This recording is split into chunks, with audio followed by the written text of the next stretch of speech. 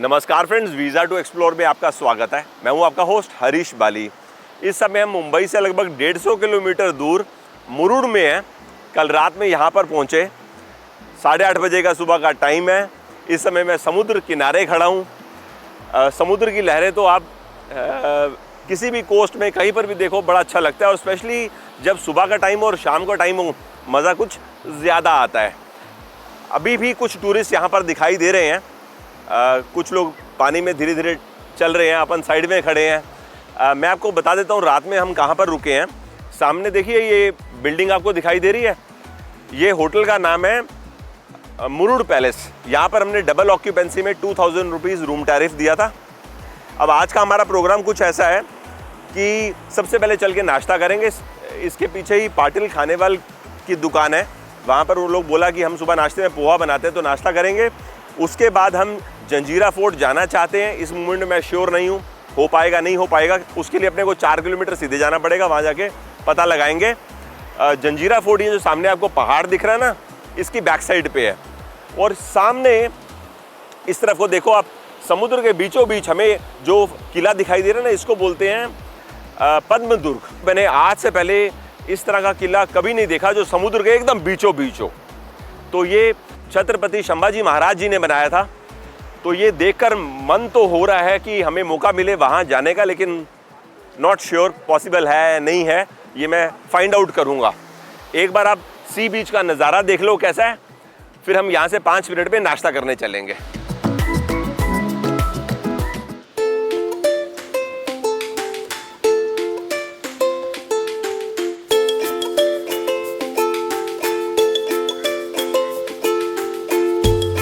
लो जी, नाश्ते में पोहा आ चुका है।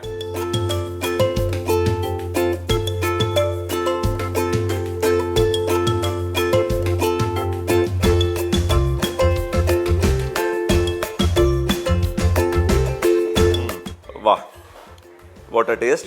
पोहे में ना हल्का सा चीनी का टच है, उसका अपना स्वाद है। और दूसरी बात मैं नोटिस कर रहा हूँ, कोंकण के इस सफ़र में बहुत सारी डिश में ना नारियल इस्तेमाल होता है।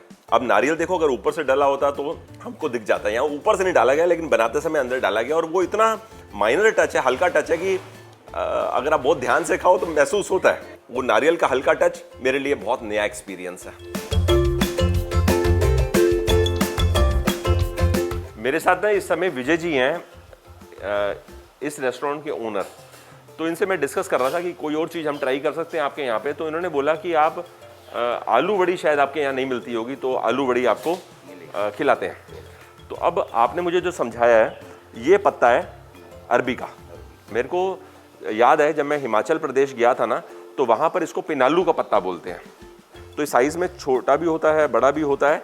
मेन बात क्या है जो इन्होंने एक्सप्लेन करी कि इसकी स्टेम हरे रंग की है। तो जो खाते हैं ना, वो हरे रंग की स्टेम नहीं होती, वो ब्लैक कलर की स्टेम होती है। पत्ता ऐसा डार्क ग्रीन कलर का होता है। तो अभी इसको बनाने का प्रोसीजर तो मैं समझ चुका हूँ, क्योंकि मैंने एक बार पहले खाया हुआ है। इस पर बेसन का लेप लगाते हैं, उसमें कुछ मसाले डले होते हैं, साथ में इमली भी होती है जिससे कि वो इचिंग ना करे। फिर एक और लेयर लगाते हैं, फिर एक और लेयर लगाते हैं। तो फिर बाद में रोल करके उसको क्या स्टीम करते हो? स्टीम करके बाद में फ्राई करते हैं। स्टीम के बाद फ्राई करते हो। तो थोड़ा सा प्रोसीजर कुछ देख सकते हैं इसका? तो आपके लिए ये कॉमन आइटम है, मतलब कॉमन ब्रेकफास्ट है? हाँ, एक साथ खाते हैं, लेकिन इसका बनाने का तरीका बहुत लंबा प्रोसेस है। अच्छा, इसलिए ज़्यादा लोग बनाते नहीं। विजय जी ने बताया कि ये ना नज़दीक में उनका घर है, तो आज घर में रेडी था, तो इन्होंने अपने घर से हमारे को खाने के लिए मंगवा दिया। तो रेस्टोरेंट में आज इनके ये चीज़ नहीं बनी है। मुझे ये चीज़ बताओ, अब इसको आप तलेंगे, तो ये स्टीम हो चुका है? ये स्टीम हो चुका है ना? तो क्या हम इसको बिना तले भी खा सकते हैं? खा सकते हैं। तो विजय जी एक छोटा काम करेंगे, इसमें से एक हिस्सा हम काट के रख लेंगे। मैं दोनों स्वाद देखना चाहता हूँ कि बिना तले कैसा होता है और तलने के बाद कैसा होता है।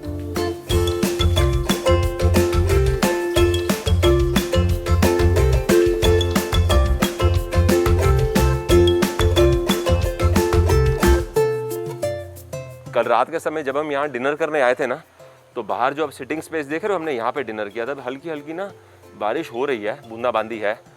पहले मैं सोच रहा था यहीं बैठ के नाश्ता कर लें, लेकिन चलो अंदर ही बैठेंगे और आड़ू वड़ी खाएंगे। आड़ू वड़ी फ्राई होने के बाद कैसे दिखती है आप इस प्लेट में देख लीजिए। 4 पीस फ्राई हुए हैं और ये है केवल जो स्टीम हुआ है पीस। तो मैं दोनों टेस्ट करूंगा। और इन्होंने ना ढूंढ के पत्ता निकाल दिया है। ये ना डार्क ब्राउन कलर की इसकी स्टेम है जो इसमें को बनाने में इस्तेमाल की गई है। और पत्ता देखो ऐसा दिखता है। तो हिंदी में बोल सकते हैं हम आज अरबी के पत्ते के पकोड़े खा रहे हैं। करेक्ट। चलो जी, अब दोनों टेस्ट करेंगे। पहले मैं ये वाला लूंगा जो फ्राई नहीं हुआ।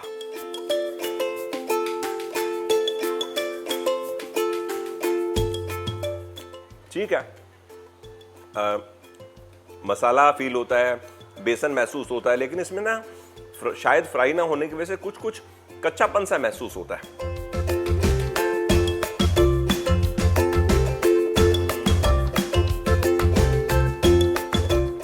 वाकई में टेस्ट बहुत बदल गया। अब इसका जो टेस्ट आ रहा है ना, मेरे को बहुत जबरदस्त आ रहा है। वेरी टेस्टी और समथिंग वेरी डिफरेंट। मैंने जो हिमाचल प्रदेश में पिनालू के पत्ते के पकोड़े खाए थे, जो मैंने कुछ देर पहले आपको जिक्र किया, उसका स्वाद अलग था, इसका स्वाद अलग है। तो कुछ तो फर्क है। मे बी लोकल मसाले, शायद वो डिफरेंस है।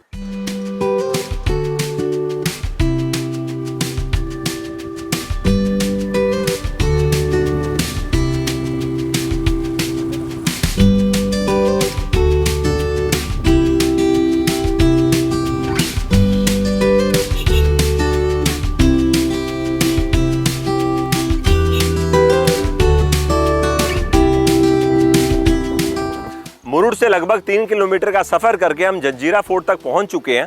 इस समय हम आपको एक हिल के ऊपर खड़े होके अरेबियन सी के बीचों बीच वो किला दिखा रहे हैं। आप देखिए, इसको बोलते हैं जंजीरा फोर्ट। हमारे साथ इस समय इस गांव के एक लोकल रेजिडेंट हैं। आप? इमरान नाम है मेरा। हाँ जी, इमरान भाई से बात करके हमें पता चला कि आप बोट चलाते हैं, टूरिस्ट को यहाँ से किले तक लेके जाते हैं और वापस लेके आते हैं। कुछ जानकारी मैंने इनसे प्राप्त करी है पिछले 15-20 मिनट से चर्चा करके, और बाकी तो ऑब्वियसली मेरे पास जो इन्फॉर्मेशन थी। आज से लगभग 500 साल पुरानी बात है। यहाँ के एक लोकल रेजिडेंट हुआ करते थे, राजा राम पाटिल। तो वो जाके इस आइलैंड में रहने लगे। तब यहाँ फोर्ट नहीं हुआ करता था। तो कुछ साल रहते रहते उन्होंने यहाँ पर एक लकड़ी की बाउंड्री वॉल तैयार कर दी। तो उनको ऐसी फीलिंग आई कि मैं यहाँ का राजा हूँ। तो जो वहाँ के लोकल लोग थे वो भी उनको एक राजा जैसा मानने लगे। उस समय अहमदनगर निज़ाम शाही की डायनेस्टी हुआ करती थी।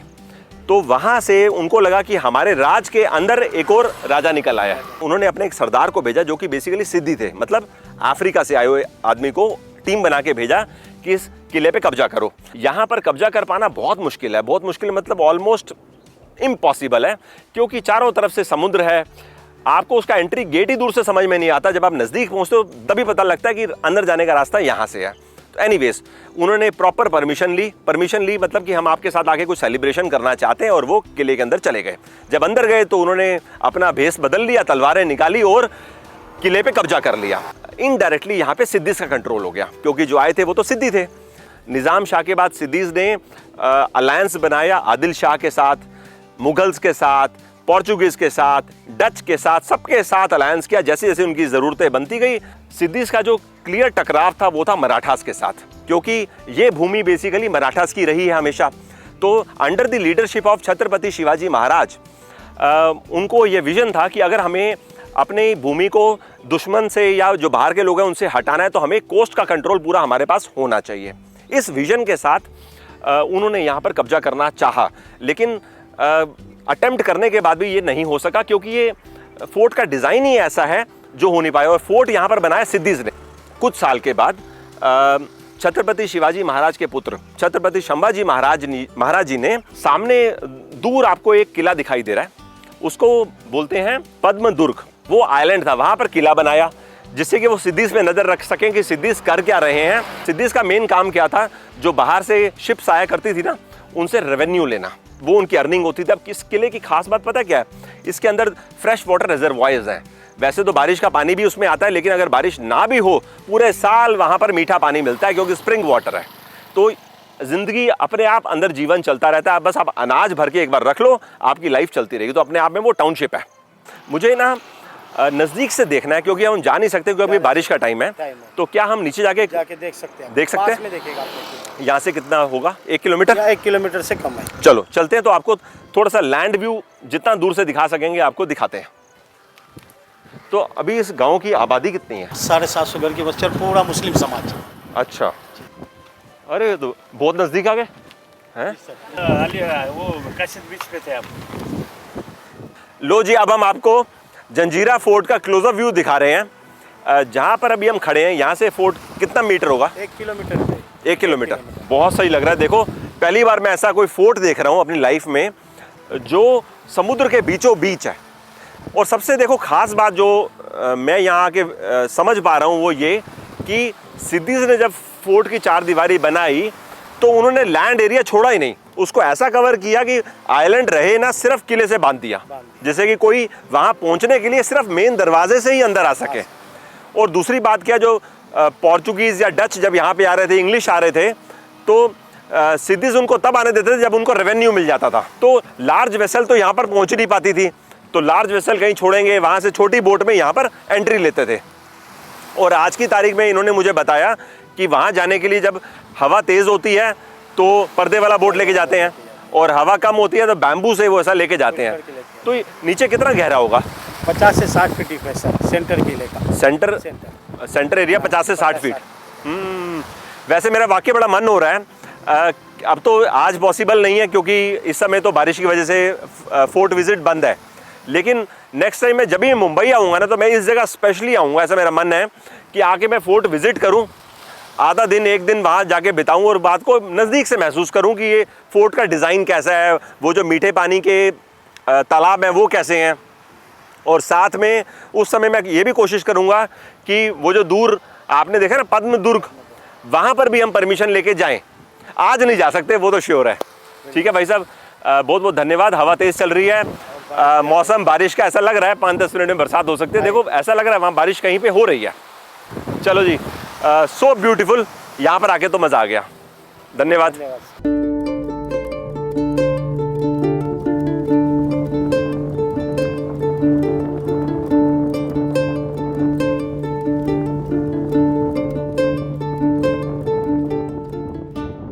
जिस गांव के पास खड़े होकर हम जंजीरा फोर्ट देख रहे थे ना, वहाँ से हमने लगभग समझ लो 5 किलोमीटर का सफ़र किया और अभी हम अगार डंडा जेट्टी पॉइंट तक आ चुके हैं। यहाँ से हमको फेरी मिलेगी जिसमें हमारी गाड़ी भी जा सकती है और हम भी जा सकते हैं, और 20 मिनट का सफ़र करके हम दिघी चले जाएंगे। तो दिघी समझ लो समुद्र के उस पार है, तो 20 मिनट लगेंगे पहुँचने में। अगर यही सफ़र हम बाय रोड करना चाहें तो एक बार इनसे रिकन्फर्म कर लेते हैं। भाई यहाँ से अगर अपन बाय रोड जाते हैं दिघी तो कितना किलोमीटर है? 80 किलोमीटर। तो सोचो 80 किलोमीटर की जर्नी हम 20 मिनट में कर लेंगे। तो हमें टाइम टेबल मालूम नहीं था इसका कितना है, तो हम यहाँ बिफोर टाइम आ गए। 2:30 की फेरी है और इस समय 1:50 का टाइम है। कोई बात नहीं, हमारे पास आधा पौना घंटा है। यहाँ पे लंच की तो सुविधा इस समय नहीं है, कोविड की वजह से जो पॉइंट्स हैं वो बंद है। तो नारियल पानी हम ज़रूर पी सकते हैं। भैया हमें एक पानी वाला नारियल पानी दे दो। क्या कीमत है इसकी? 40 रुपीज़। Very good.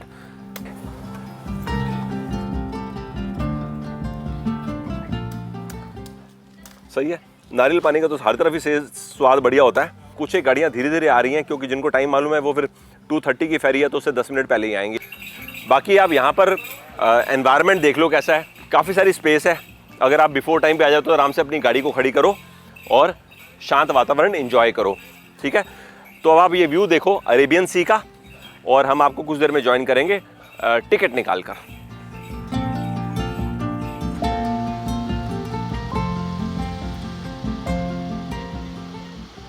फेरी आ चुकी है, हमने टिकट भी निकाल लिया है। एक पैसेंजर का 25 रुपये का टिकट है, और ये अलग अलग गाड़ी का होता है ना, तो क्रिस्टा का 210 रुपये का टिकट है। हम ये जर्नी क्रिस्टा में कर रहे हैं। देखो सामने गाड़ी हमारी अंदर जा रही है, और मौसम इतना मज़ेदार है और बड़ा मज़ा आ रहा है कोंकण टूर करते हुए, क्योंकि यहाँ पर ना एक्सपीरियंसेस फूड के भी हैं, साइट सीइंग है, बीचेस हैं, फोर्ट्स हैं, तो बड़ा मल्टीपल तरीके से हम पूरी दिन की जर्नी एंजॉय कर रहे हैं। आओ जी फेरी में चलते हैं।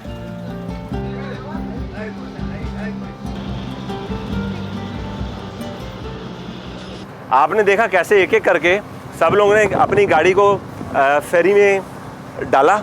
इस समय नाना करते भी 6 से 7 व्हीकल हैं, 3-4 मोटरसाइकिल हैं यहाँ पर, और इतनी अच्छी हवा चल रही है। मेरा बिल्कुल भी मन नहीं हो रहा है ऐसा कि मैं वहाँ ऊपर जाऊँ और ऊपर जाके बैठूँ। तो मन हो रहा है यहाँ पर खड़े हो जाओ और जी भर के इस सफ़र को एंजॉय करो, क्योंकि सफ़र ज़्यादा लंबा नहीं है, मुश्किल से 15 से 20 मिनट का ही सफ़र है।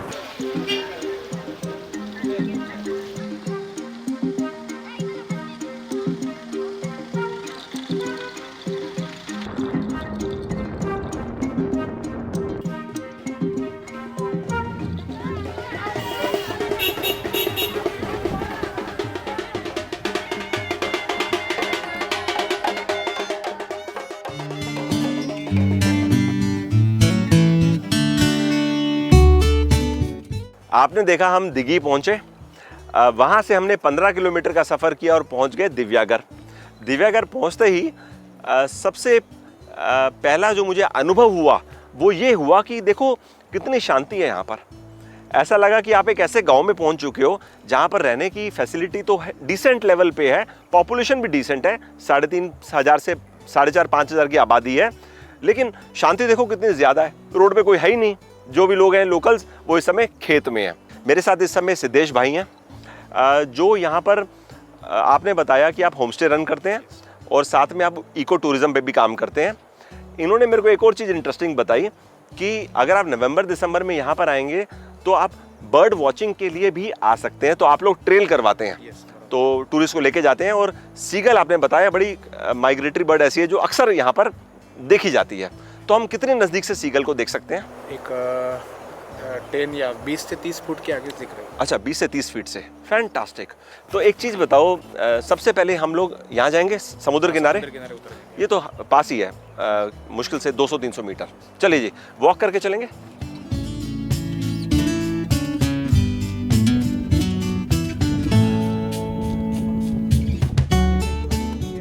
सिद्धेश भाई, एक बात है, यहाँ पर आके ना मेरे को बड़ी डिफरेंट फीलिंग आ रही है। मैं आपको अपनी तरफ से बताता हूँ ऐसा क्यों। अब ध्यान से देखने की बात ये है, एक पहाड़ तो ये है, ठीक है, एक पहाड़ वो हमारे सामने है, एक पहाड़ वो है, ठीक है, और ये बहुत सारे बीच में पेड़ है, ठीक है। तो यहाँ पर ना दो पहाड़ के बीच में जो डिस्टेंस है, मेरे को सिद्धेश भाई ने बताया, ये 4.5 किलोमीटर का है। तो 4.5 किलोमीटर का ये बीच है। तो आप आराम से चलते चलते 4.5 किलोमीटर चलो, थोड़ा पाँव पानी में डालो, 2-2.5 घंटे तो इस एनवायरनमेंट को देखते और अप्रिशिएट करते निकल जाएंगे। इतना मज़ेदार एक्सपीरियंस। और सबसे बढ़िया बात है, वर्जिन बीच है यहाँ पर। आज इस समय कोई टूरिस्ट ही नहीं है, तो इससे हम अंदाज़ा लगा सकते हैं कि बड़ा लेस विजिटेड लोकेशन है। और जिनको ऐसी आइसोलेटेड लोकेशंस पसंद होती हैं उनके लिए तो ये जन्नत है। So beautiful, so beautiful. आज मौसम भी कितना अच्छा है ना, पूरे आसमान में बादल हैं, धूप नहीं है, वाह लवली। इस समय लग रहा है लो टाइड का समय है, क्योंकि पानी तो देखो इधर तक आए हुए हैं ना। तो अभी ये कम से कम 200 मीटर पीछे चला गया पानी। अच्छा, वैसे आपने बताया विंटर्स में ही सीगल होती है, लेकिन अभी कुछ चांस है? अभी तो शुरुआत हुई है, लेकिन जो उसका जो ये रहता है, जो भीड़ ज़्यादा रहता है वो उतना नहीं रहेगा अभी। लेकिन नवंबर दिसंबर के टाइम पे बहुत सी भीड़ रहती है। फिर भी चांस है कि थोड़ा सा सीगल देख सकते हैं। कोशिश करेंगे। यस। आओ जी।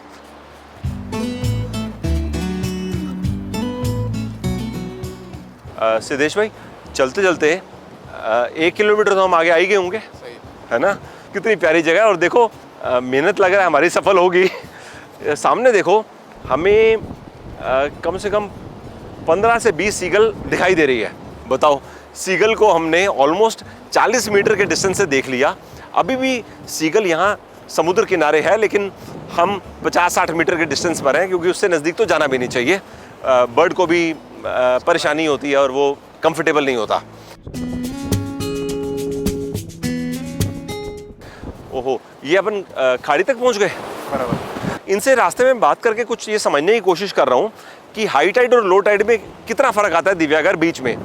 तो बड़ी इंटरेस्टिंग पॉइंट निकल कर सामने आई है। इस समय लो टाइड का टाइम है, तो ये बीच का देखो एरिया कितना ज़्यादा बड़ा दिख रहा है। ये हाई टाइड होगा ना तो पानी यहाँ तक आता है, क्योंकि यहाँ से खाड़ी में पानी जाता है और एक उधर से जाता है हाई टाइड के समय। और दिव्यागर जो गांव है वो चारों तरफ से पानी से कवर हो जाता है 5 से 6 घंटे के लिए। इस प्रकार से पानी से कवर हो जाता है और बीच में एक तरह से समझ लो नेचुरल आइलैंड बन जाता है। ये बड़ा फिनोमिना, बड़ा यूनिक है। वाओ, आओ थोड़ा खाड़ी को नज़दीक से देखते हैं। पानी इधर से जाता है ना। अब हमने 1.25 किलोमीटर 1.5 किलोमीटर पैदल चल लिया है। हर 300-400 मीटर में ना ऐसा लग रहा है यार कमाल है, बीच की ये साइड तो हमने देखी नहीं थी, मतलब वहाँ से नहीं समझ आ रहा था, लेकिन जब आए हैं तो पूरे सीन बदल रहे हैं। So beautiful, so beautiful, highly impressed. आओ एक बार खाड़ी देखते हैं फिर आगे चलेंगे। अच्छा ये पानी इधर से जा रहा है, मजा आ गया, सुपर्ब एक्सपीरियंस। बीच किनारे चलते चलते हम काफ़ी आगे तक आ गए, तो मैंने देखा ये लोग खड़े थे जेट स्की के साथ। तो आपने मुझे बताया कि 300 रुपये आप लोग चार्ज लेते हो, जिसमें 3 मिनट की राइड रहती है हाई स्पीड पे। सही है। और यहाँ पे वाटर स्पोर्ट्स और क्या होती है? बनाना राइड भी होती है? बनाना राइड है, स्लीपर है, सोफा है। स्लीपर अच्छी बात है। मतलब आजकल क्या जो यंग जनरेशन है उनको इसमें बड़ा मज़ा आता है, और सही मायने में मैं भी यंग ही हूँ तो मतलब ऐसा नहीं बोलेंगे कि मुझे मज़ा नहीं आता, मेरे को तो बड़ा। लेकिन अभी क्या शाम का टाइम है ना, देखो 5 बजने को हैं और अपने को श्रीवर्धन जाना है, हरिहरेश्वर भी जाना है। और पहले तो सोच रहा था ये दोनों जगह की साइट सीइंग हो जाए, लेकिन अभी अंधेरे के हिसाब से मुझे लगता नहीं कि हरिहरेश्वर हम घूम सकेंगे। तो फिलहाल तो आपको बाय बाय, और हम यहाँ से चलते हैं श्रीवर्धन। कितना? 17 किलोमीटर। 17 किलोमीटर। एक बार ना आप यहाँ से चलने से पहले आप ये वाला एरिया देख लो, लो टाइड का क्या चाम है यहाँ पे, ग्रेट है। चलो यहाँ से हम 17 किलोमीटर की जर्नी करके श्रीवर्धन जाएंगे और फिर वहाँ से रात को हरिहरेश्वर। वहाँ से हरिहरेश्वर कितना किलोमीटर है? उतना ही रहेगा। 17 + 17। चलो धन्यवाद, आपने टाइम दिया। ठीक है। और अभी मैं आपका होम स्टे नहीं विज़िट कर सका क्योंकि थोड़ा समय का अभाव था, तो लेकिन आपका नंबर मैं डिस्क्रिप्शन में मेंशन कर दूंगा, अगर किसी को इंटरेस्ट होगा तो संपर्क करेंगे। ठीक है, चलो बाय बाय, थैंक यू।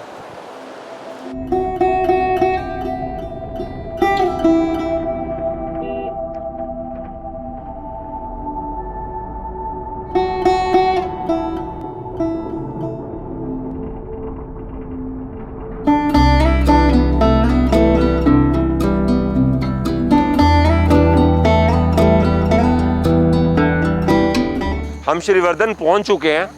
पहुंच तो यहाँ पर हम लगभग 45 मिनट पहले गए थे, लेकिन क्या हुआ कि आज गणपति विसर्जन का दिन है, तो इसकी वजह से ना धीरे धीरे हम लोग आगे बढ़ रहे थे। तो अब जाके हम 6:20 पे श्रीवर्धन बीच के पास आए हैं। हमारे साथ इस समय राजेंद्र जी हैं। तो आपने हमें रास्ते में बताया कि आपका होम स्टे है, तो इनसे हमारा संपर्क एस्टेब्लिश हुआ। तो इन्होंने कहा ठीक है आप आ जाइए, मैं आपको लोकल मदद कर दूंगा। तो इस समय हम बीच किनारे चलते हैं, तो ज़्यादा तो वहाँ नहीं जा सकेंगे क्योंकि विसर्जन चल रहा है। जहाँ तक जा सकेंगे जाके देखेंगे। आइए जी, आइए।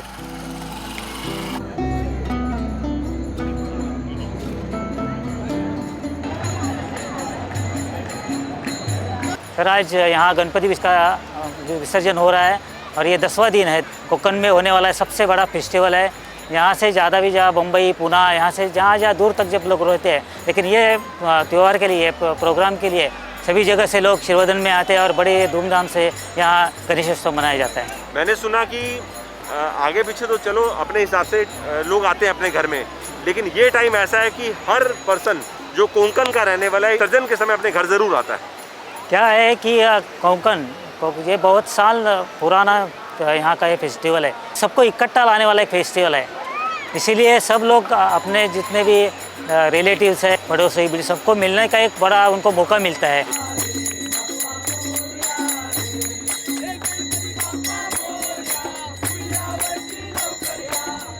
इस समय देखिए बरसात चालू हो गई है, इससे ज़्यादा यहाँ पर अगर हम रुकेंगे तो भीग जाएंगे। आप बीच व्यू देख लो कैसा है, और श्रीवर्धन का बीच कैसा दिखता है ये आप देख लो यहाँ से। अगर हमने अपने लिए बुकिंग नहीं करवाई होती ना हरिहरेश्वर में, तो मैं यहाँ पे रह जाता या पीछे दिव्यागर में रह जाता। तो ये कारण की वजह से तो अभी हम हरिहरेश्वर ही जाएंगे। आपको मैं एक सी बीच दिखा देता हूँ। ये है जी श्रीवर्धन का सी बीच। तो अभी क्या हम पूरा भीग गए हैं ना, तो क्या करते हैं आपके होम स्टे चलते थोड़ा कपड़े चेंज कर लेते हैं, क्योंकि अगर चेंज नहीं करेगा तो बीमार होने का रिस्क है। तो पहले हमारी ना इनसे बात हुई थी, तो प्लान कुछ ऐसा किया था कि दोपहर में लंच हम इनके होम स्टे में करेंगे, लेकिन अब टाइम मैनेजमेंट थोड़ी सी ऐसी हो गई और रास्ते में क्या बरसात की वजह से ना हम काफ़ी सारे शूट नहीं कर पा रहे थे, तो वो वजह से हमको वेट करना पड़ा कि बरसात रुके तो हम आगे शूट करें। हम राजेंद्र जी के घर पहुंच चुके हैं। मैंने अपने कपड़े चेंज कर लिए, इन्होंने हमारे लिए चाय बनाई, धन्यवाद। इस समय ना बाहर बारिश हो रही है, लगता है बरसात थोड़ी लंबी खिंचेगी। पीछे कुछ देर से मैं इनसे बात कर रहा हूँ समझने के लिए कि टूरिस्ट जब श्रीवर्धन आते हैं तो उनके मन में क्या क्या होता है। तो इन्होंने बताया कि एक तो टूरिस्ट सी बीच विज़िट करते हैं, क्योंकि यहाँ का सी बीच काफ़ी खूबसूरत है और एक कह सकते हैं वर्जिन सी बीच 3.5 किलोमीटर की पूरी वो स्ट्रेच है। तो आप पैदल चलते चलते जब पूरा देखेंगे सी बीच तो आपको बड़े अच्छे व्यूज़ आएंगे, और मैंने खुद जाके आज देखा, मेरे को बहुत अच्छा लगा।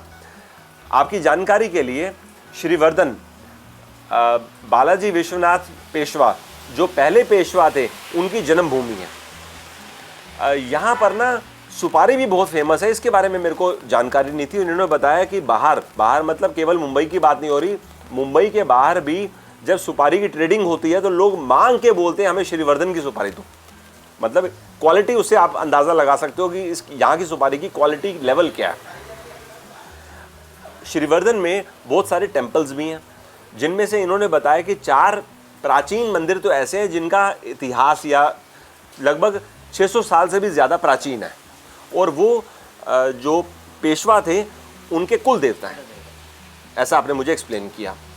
तो मुझे सच बताऊं तो ऐसा लग रहा है कि मुझे नाइट स्टे यहाँ कर लेना चाहिए कि मैं कल सुबह विज़िट करूं, लेकिन अब थोड़ी सी टाइम मैनेजमेंट ऐसी हो चुकी है हमारी कि हमने ना वहाँ बुकिंग करवा रखी है, नहीं तो मैं यहाँ रुकता तो मेरे लिए अच्छा रहता।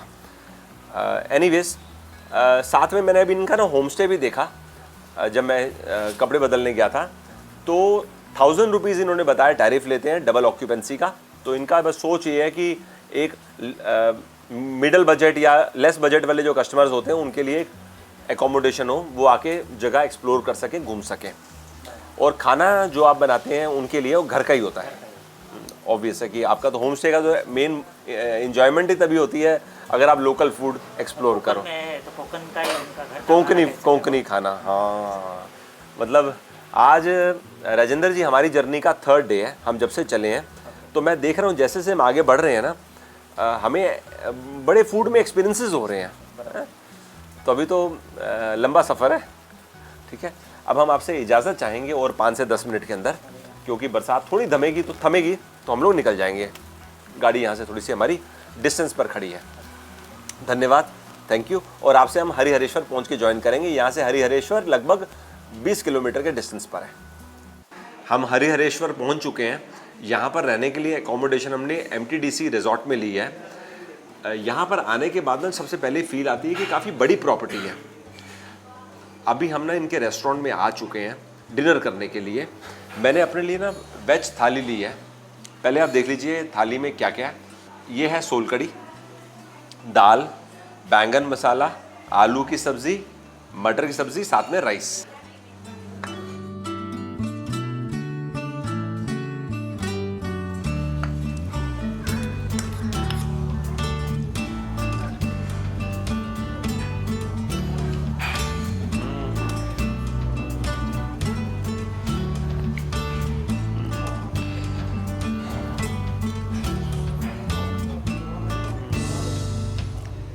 बहुत सिंप्लिसिटी है इस टेस्ट में, very tasty.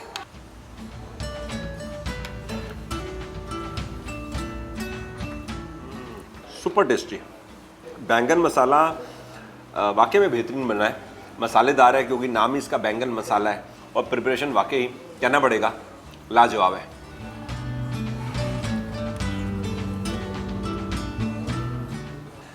Harihareshwar basically religious place है। टूरिस्ट यहाँ पे भगवान शंकर के मंदिर के दर्शन करने आते हैं। साथ में यहाँ पर एक बहुत खूबसूरत सी बीच भी है। हम कल सुबह वहाँ पर जाएंगे। जहाँ पर अभी हम बैठे हैं ना, इसके आगे रत्नागिरी डिस्ट्रिक्ट है, बीच में खाड़ी है। तो मॉर्निंग में जब हम बाहर का व्यू देखेंगे तो मैं आपको व्यू भी दिखाऊंगा। अब मैं आपको ना थोड़ी देर में ज्वाइन करता हूँ, तो आपको मैं रूम भी दिखा दूँगा जहाँ पर हम रुके हैं, और फिर आपको कल के प्रोग्राम के बारे में बताता हूँ, कल हमारा क्या प्रोग्राम है। लो जी, हम अपने रूम तक पहुँच चुके हैं। ये डबल ऑक्यूपेंसी जो आप रूम देख रहे हैं, इसका टैरिफ है 2800 plus tax. Season off season के हिसाब से थोड़ा बहुत फ्लक्चुएट करता है। तो मैंने पता लगाया था रिसेप्शन में, इनका स्टार्टिंग टैरिफ ना 1500 रुपीज़ से है। मतलब उसमें भी अंदर विद AC नॉन AC ऐसा कुछ करके है। तो सब मैक्सिमम लोग ऑनलाइन ही बुकिंग कराना पसंद करते हैं, क्योंकि MTDC की जो ये जो पर्टिकुलर प्रॉपर्टी है, मेरे को बताया गया कि जनरली ऑक्यूपेंसी फुल चलती है, तो एडवांस में कराएंगे तो बेहतर रहेगा। अब कल का हमारा प्रोग्राम कुछ ऐसा है कि सुबह हम रायगढ़ फोर्ट जाना चाहते हैं और वहाँ जाने से पहले हम कुछ समय हरिहरेश्वर में बिताएंगे, टेंपल विजिट करेंगे, बीच देखेंगे, फिर हम रायगढ़ फोर्ट को निकलेंगे और रात को हम चाहते हैं कल नाइट स्टे हम डापोली में करें, जो कि रत्नागिरी डिस्ट्रिक्ट में है। अब वो कल का दिन कैसे चलता है वो काफ़ी हद तक डिपेंड करेगा कल बारिश होती है या नहीं होती। तो फिलहाल प्लान यही है। चलो अब मैं आपको यहीं पे बाय बाय कर रहा हूँ। जल्दी आपसे मुलाकात होगी अगला एपिसोड जो हमारा नया सफ़र होगा। तब तक के लिए bye bye, thanks for your time.